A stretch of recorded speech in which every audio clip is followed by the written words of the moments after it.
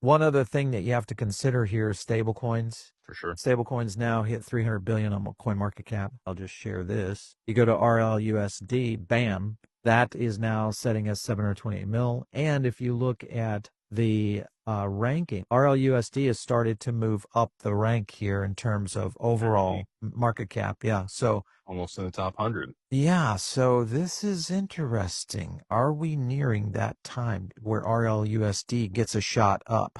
What are your thoughts? Ripple's got a bunch of partners, and they've partnered with BNY to be able to facilitate the treasury for Yep. RLUSD. I think it depends on the ripple effect.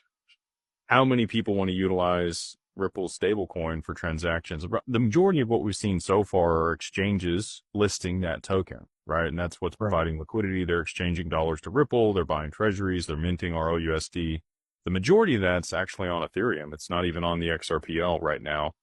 I don't know. Some people have, concerns about that. I'm not overly concerned about that. That's where the liquidity is, and most of these people are transacting stablecoins. I do think we're going to see a migration onto the side chain, the EVM side chain, on the XRPL for a lot of these stablecoins. So if we had our USD listed on more networks and we see, some actual institutional adoption, let's say some of these smaller banks that aren't going to issue their own stablecoins decide Yes. they're going to utilize RLUSD for what they're going to offer their clients. That's where I think you see the big move if we're going to have one.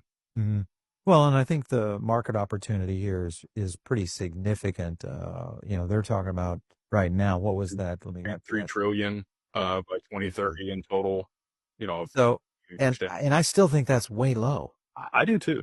I think that we're going to see much, much more than that. The economy is already digitized. Most people don't use cash. You're using your phone for different things. Here in the US, it's going to be interesting. Amazon and Google and some of these larger enterprises, and then also all these other banks launch their own stablecoin.